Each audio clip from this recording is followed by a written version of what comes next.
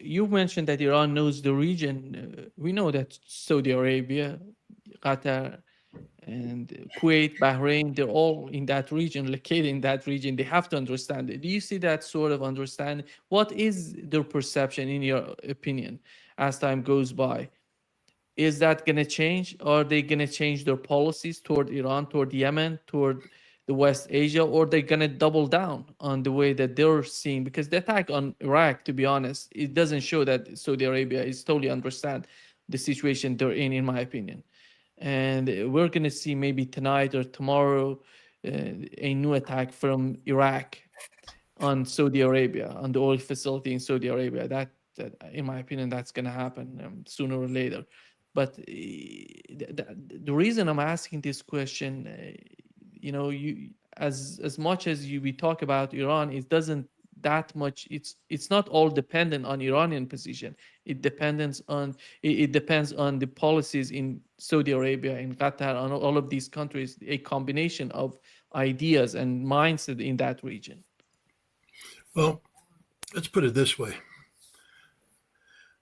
Iran could suffer catastrophic harm to its energy production capacity and still survive as a nation state, inclusive of the current government, because it has institution of governance that are linked to a constitution that's linked to the people.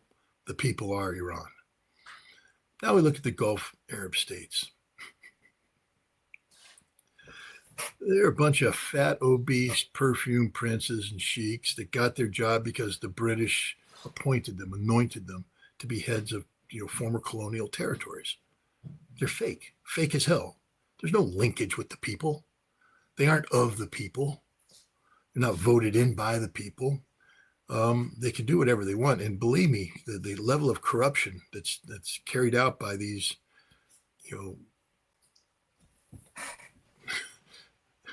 fake leaders is mind-boggling. If the people ever found out the truth about what their leaders do in their name, how they abuse the wealth of the nation for their own personal, perversions, that would be the end of them. So these Gulf Arab states are being confronted by their future existential survival. They need to be able to produce energy to produce the wealth that underwrites their existence.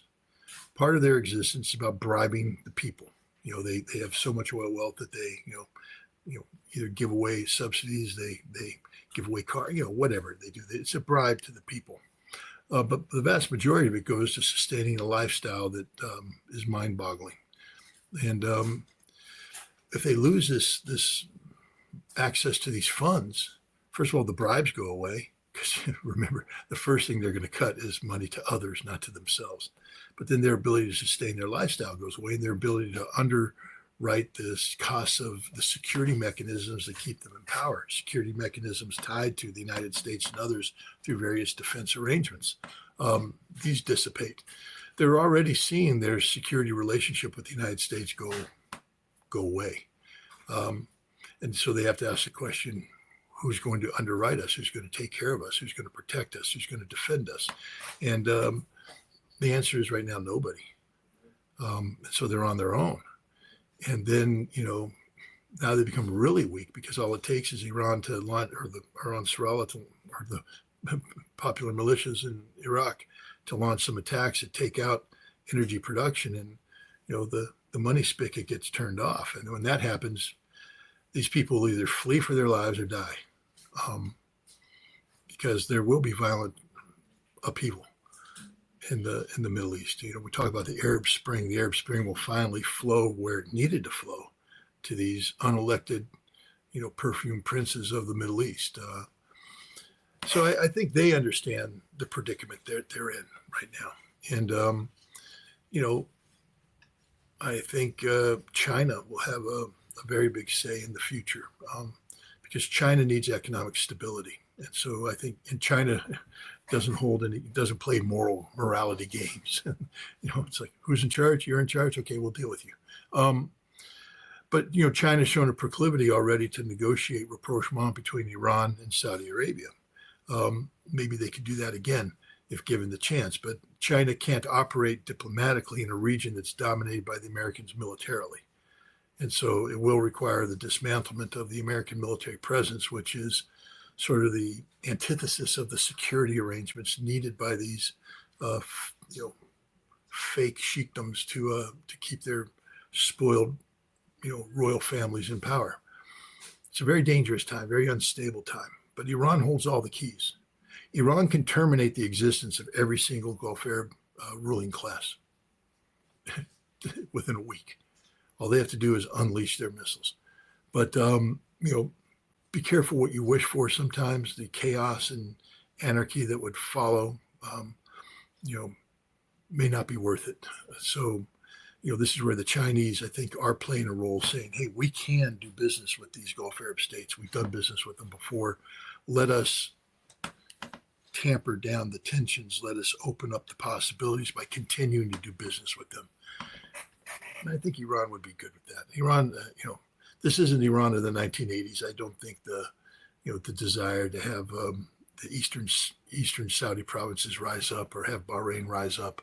I don't think it's prominent today as it used to be. If this war continues, you might see some of the old hardliners come back into power and say, no, we need to do this. But right now, I think Iran would settle for stability. Because remember, Iran has made a pivot away from the West.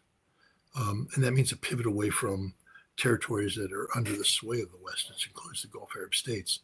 All Iran needs from the Gulf Arab states is stability, peace. They don't need anything else. They don't need favors. They don't need this. Iran's already made links with its future, Russia, China, and the East. And that's the direction I think Iran will be going. Do you think that there was a report on Reuters yesterday that it says that the United States recently they've been using HIMARS and ATACMS and they were hitting the western part of Iran, right to the next to the Iraqi border and that province. And it seems that Reuters in the recent report yesterday reported that the United States is running short of that missiles, ATACMS and PRSMs and precision missiles, and they're using the range of these missiles is 250 or 300 kilometers, if I'm not mistaken. And this is one part if they try to go on offensive, Scott. The other part would be the fighter jets using, long range missiles like, Tomahawk missiles and these sort of missiles that they can use far, away from the Iranian borders, because we haven't seen any sort of, invasion of the Iranian airspace during the recent attacks, the latest attacks. Let's assume that if Donald Trump, what is the option for Donald Trump if he's still considering a new round of war with Iran? Because today he said that he's going to escalate. He's going to hit them hard if they don't agree with what Donald Trump is asking for.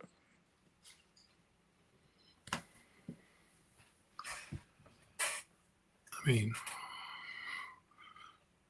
words don't kill people normally. They could lead to policies to kill people. But saying you're going to destroy Iran and destroying Iran are two totally different things. As you've pointed out, the weapon shortage that exists in the United States has led to different mechanisms of employing kinetic violence against Iran. We are running very short of long-range standoff weapons delivered by aircraft. And so what we've had to do with aircraft is we use what are called JDAMs, which are these the bombs with the satellite guidance packages on them that allow for gliding. So if you drop it at a fairly high altitude, the bomb can glide in over defined space and strike a target. You don't go very deep with this because you have to keep the airplane standing off from air defense. We use HIMARS, and which is the GLMRS munition. We use ATACMS. Then we use the precision strike munition. My understanding is that we're all but out of precision strike munitions. I think there are only 90 to begin with. We fired 80 as of last month, and there's 10 left. can't do much with 10 weapons. ATACMS, we've basically run the supply dry. We have to strip ATACMS away from South Korea and from Europe. And as soon as we do that, then we lose whatever potential we had. We know there's not much potential because the Ukrainians use ATACMS and HIMARS against the Russians, and the Russians have figured out how to jam the GPS signal and how to spoof the inertial guidance and basically disrupt these attacks so that the percentage of success is actually very low. But Iran, may or may not have the spoofing capability. I don't know what the battle damage is being done to Iran. My guess is probably Russia shared the ability to deal with HIMARS and ATACMS, and the Iranians are implementing those measures as well. But when we're using them because we don't have enough standoff weapons, we've depleted our Tomahawk stock. So we are bombing basically the western edge and southern edge of Iran with what we have, but we can't go deep. Iran has missiles that have greater range than our missiles, which means that Iran can operate from a strategic depth that we can't reach with the available weaponry, and they can punish, all of the Gulf Arab nations, and they can strike deeper into Jordan. So, what you've described is proof positive that we simply can't have a broader war against Iran, that we've maxed out on our combat potential. We lack the capacity to meaningfully project power in a sustainable fashion into the Iranian strategic depth. Meanwhile, Iran continues to be able to threaten the totality of the strategic depth of the United States and our allies in the region. There are two important points for Donald Trump. One of them is the Strait of Hormuz being opened again, back to what it was before the war started, in terms of being open up, all these vessels getting in and coming out. And the other point is the Iranian nuclear program. And considering the 2 points, it seems that Donald Trump right now is pushing for or try to force Iranians to talk about nuclear program at this stage, which during the MOU they were supposed to talk. The MOU would be the first step. The second step would be the Iranian nuclear program. And Donald Trump tried this time around. He tried to talk about the Iranian nuclear program. Iran said, no, we're not going to talk about it. And it's going to be later after achieving, after the preconditions being achieved or being implemented. And what is, from the point of view of those people around Donald Trump and Donald Trump himself, what is that deal would include, that would include, the Strait of Hormuz together with Iranian nuclear program? And how do you see the possibility of achieving any sort of nuclear deal between Iran and the United States, while we know how difficult it is for Donald Trump and his administration to remove the primary and secondary sanctions? Well, you've described two problem sets. One is a domestic political problem for Donald Trump regarding sanctions and how to do it. The bottom line is, even though Congress, you can't remove sanctions, the president has a clause in every sanction bill that allows him to waive without going to Congress. He might have to send a report, but he doesn't need to seek permission. He can just say, no, I'm not doing it. There's nothing Congress can do about it. So, the president does have that escape clause. The problem is we have a midterm election coming up, and, the president can't afford to have domestic political strife, especially one that can be exploited so effectively, like the Iran issue. You know what I'm talking about. It doesn't take a rocket scientist to understand that all you need is a Laura Loomer to say 50,000 Iranian protesters were killed, and then in the minds of a significant percentage of conservative Americans, that becomes the truth. And then that makes it difficult for the president to act politically, because then there will be opposition from Congress. So the president does have an uphill battle to fight there. As I've said before, there's a deal in the making. I mean, if I were the negotiator, I don't want to toot my own horn, but if I were the negotiator, we'd have a deal. There'd be no doubt in my mind we'd have a deal. I already outlined it before with you. The deal is, a deal between Iran and Oman on the Strait of Hormuz, where the United States leverages itself into the Omani portion So whatever deal is bilateral, but it allows Trump to say, "Oh, I've got a modicum of control over the Strait of Hormuz that didn't exist before." And the other one on the nuclear deal is for Iran to basically take the deal that was negotiated by Oman on February 27th and was ready to be signed when the United States bombed on February 28th, to go back to that deal.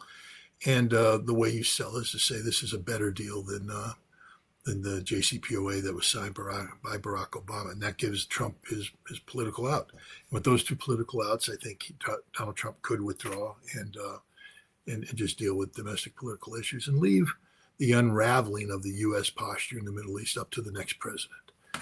Because there's things you can do. First of all, we're not going to be able to automatically jump in and resume what we did in the past. We've suffered too much infrastructure damage. So, there's going to have to be contracts let. There's going to have to be contracts negotiated with host governments that may not be so thrilled about having us continue this relationship. There's monies that have to be allocated. And so there's a lot of things that can be done domestically, politically, where Trump doesn't have to say, I'm retreating from the Middle East.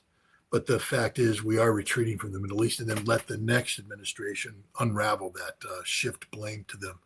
These are kind of political maneuverings that are possible if Donald Trump was a rational actor. He's not.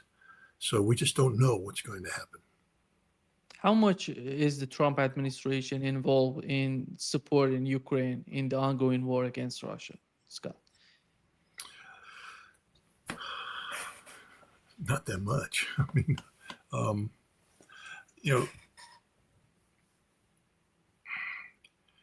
we have, when the war first started, we, again, we go back to General Donahue, HIMARS was provided. In order for Ukraine to use HIMARS, we had to create a targeting cell in Germany. I think in Wiesbaden is where it was set up. And then at Mainz-Kastel was a more specific technical team. But for the HIMARS to be fired, especially in the way that allowed, because one of the key aspects wasn't just, having HIMARS fire, but having HIMARS survive. We didn't want to provide HIMARS to Ukraine only to have Russia destroy them. And so there's specific tactics that have been worked out. The Marine Corps has been developing these, land a C-130, get the HIMARS off, down, targeting data, fire, get back on and fly away before anybody knows what happens. But that requires a specific targeting set of algorithms to be downloaded based upon where they are. So they'll pre-survey a spot. C-130 will land, they'll come out, boom, confirmed, data loaded, fire.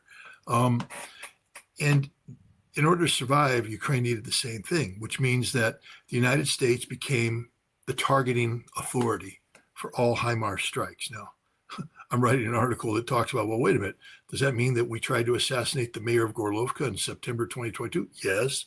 Does that mean that we deliberately struck a theater where children were practicing ballet in November of 2022? Yes, it means exactly that, because they couldn't have fired those missiles without us. Donahue created a system. So, basically the United States would find the locations where they're going to fire. The Ukrainians would drive up to them, and then we would have received their target package, and then we approve that target package by sending the data. We called it points of interest, a point of interest. We didn't call it a target. But the data has to go in. It's specific data programmed. It's not just, people are like, oh, let's put it in my location and their location. No, it's got to communicate with a missile that's then connecting with GPS, and there's inertial guidance that's making algorithmic decisions on how to move guidance fins to guide it in. It's a specific set of codes that only the United States can do, and only a special unit in Germany can do. And so every target that Ukraine had was done this way. Now, that was early on. Then the United States started to reduce, start playing political games, cutting off intelligence. So what the Ukrainians did is they, together with Western partners, they replicated the targeting. Different kinds of data would be brought in, and then they basically replicated the code so the Ukrainians could do their own insertion of targeting data for HIMARS.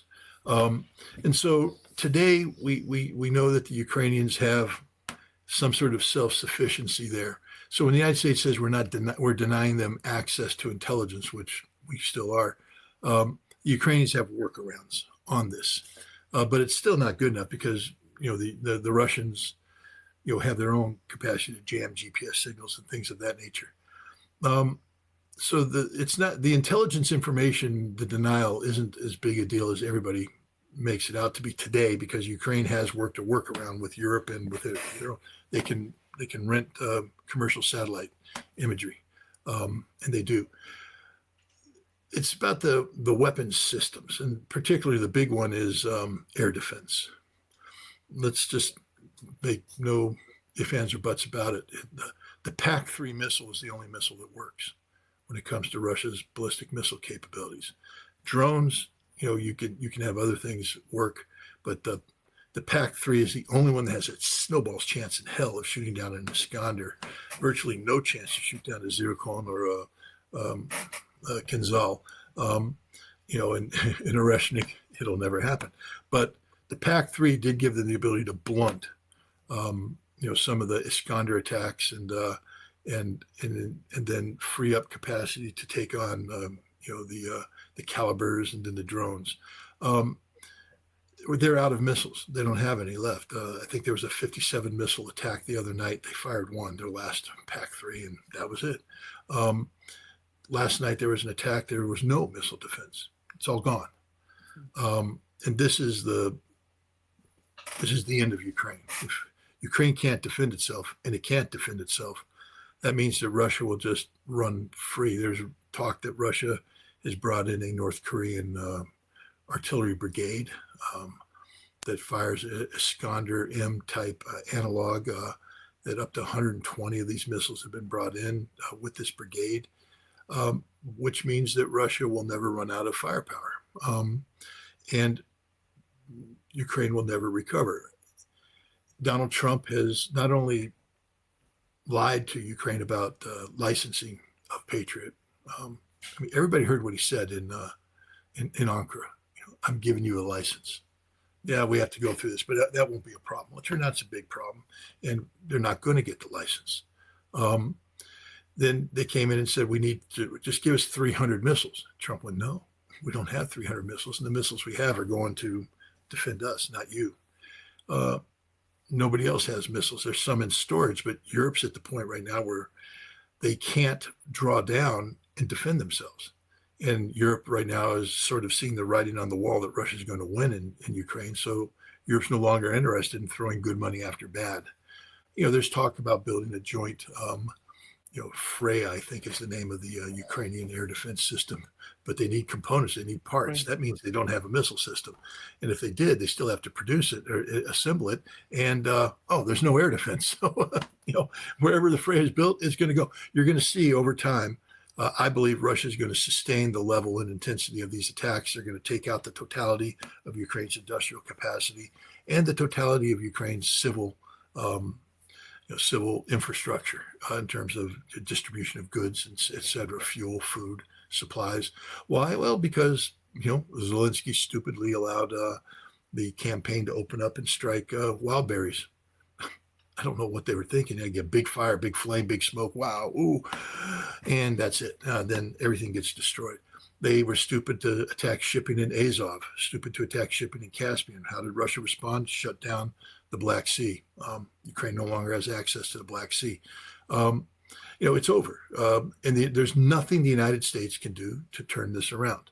That's the reality of it. So the United States now, you're seeing we're starting to shift responsibility for supplying Ukraine to NATO, and we're walking away because there will come a Kabul moment. You know what I'm talking about, where Chris Donahue in the dead of the night was the last man walking onto a C-17 ramp as the last airplane flew out with the last troops because we got beat. There's going to be a Kiev moment where the last American leaves. It's coming soon.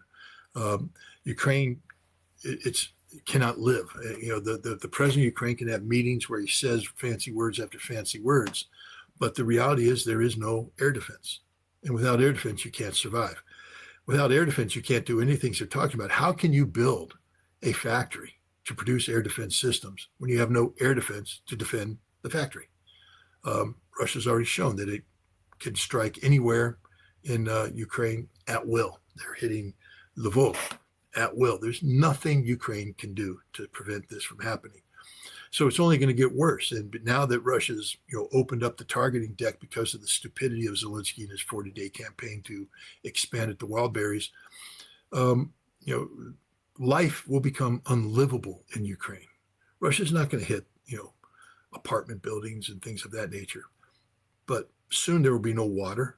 You can't live without water. Soon there will be no ability to distribute food because the distribution centers are going boom. There will be no fuel. Russia's destroyed 400 gas stations in the last several months, 200 permanently. The other 200 could be repaired if Russia wasn't destroying them again. And they're going to expand this. No energy production, no energy distribution, no industrial capacity at all, no jobs. The big one right now is no food. It's harvesting time. There's no diesel for the harvesters, none whatsoever. And if they harvest it, they can't get it to market.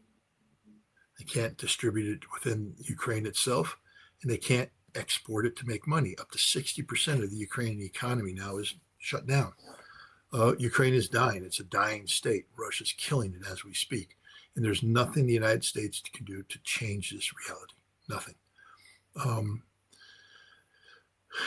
I'm still curious as to why Kash Patel is going to Russia in October.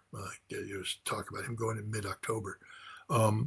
Maybe this is a new direction because the one place that we have had connectivity back and forth is in intelligence sharing, security things. There have been tip-offs about terrorism and things of that nature, sharing of information of this regard. So maybe Kash Patel they're using, a vector that Russia trusts, because Russia doesn't trust Kushner and Witkoff anymore.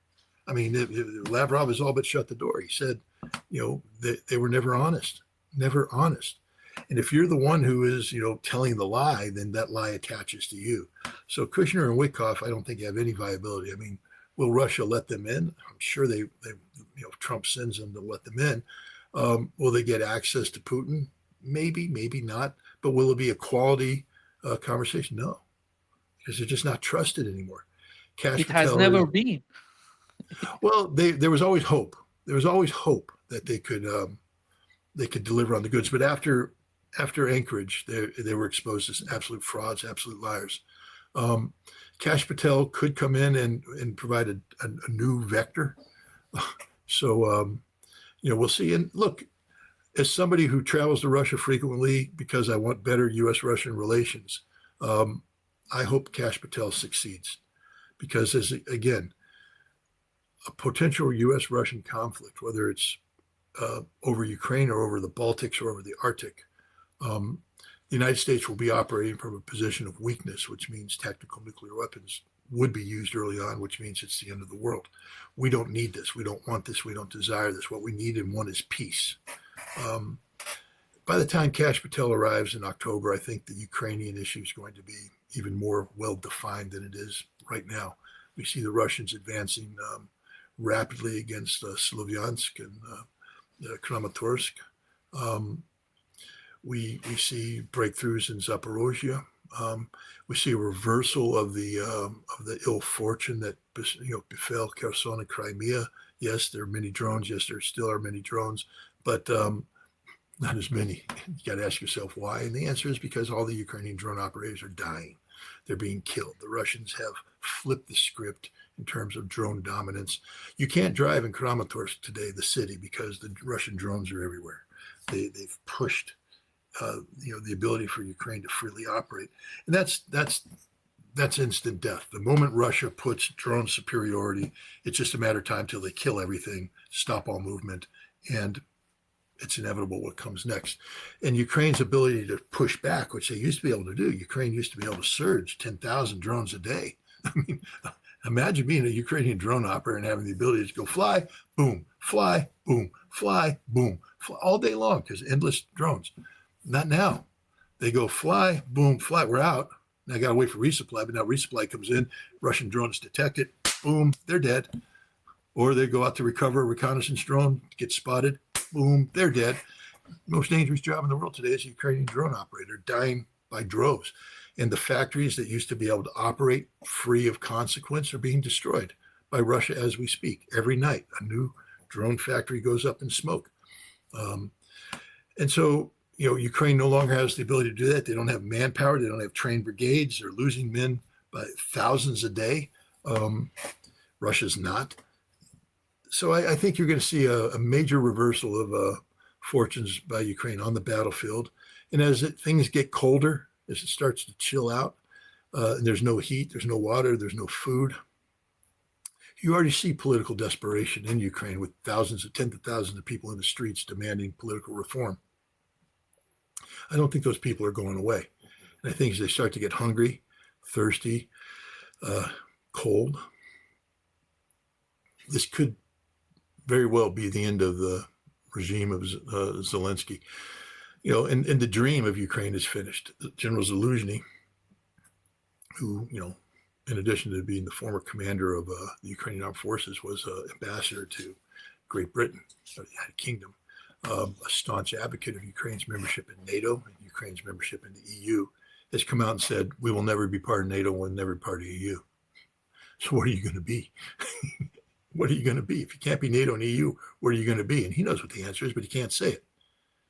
You're going to be a rump agricultural state absorbed by the Union state. Ukraine will become part of the three sisters, Russia, Belarus, and Ukraine. But their status is going to be greatly diminished because they've lost the ability to, for the moment at least, I think they're not going to get Odessa back. They may not get Kharkov. They may not get Sumy. Who knows where the Russians will draw the line, but we'll see. I mean, that's not cast in stone yet. There were people who advocated, for a post-conflict Ukraine being part of the Union state, but noting that in order to be economically viable and not a drain on Russia and Belarus, that the Ukrainian state would have to have access to the Black Sea. But that Ukraine could never be governed by anybody who's tainted by the Zelensky poison. That would have to be a completely new government, Russian, handpicked by Russia, operating under the full control of Russia, because Russia can't allow a hostile or neutral Ukraine to have access to the Black Sea. The only way Ukraine will get access to the Black Sea if it's a subservient Ukraine or a Ukraine that is, politically aligned with Russia. And that's the direction we're heading. It's a total defeat, potentially total destruction of Ukraine, and there's nothing the United States can do to stop it.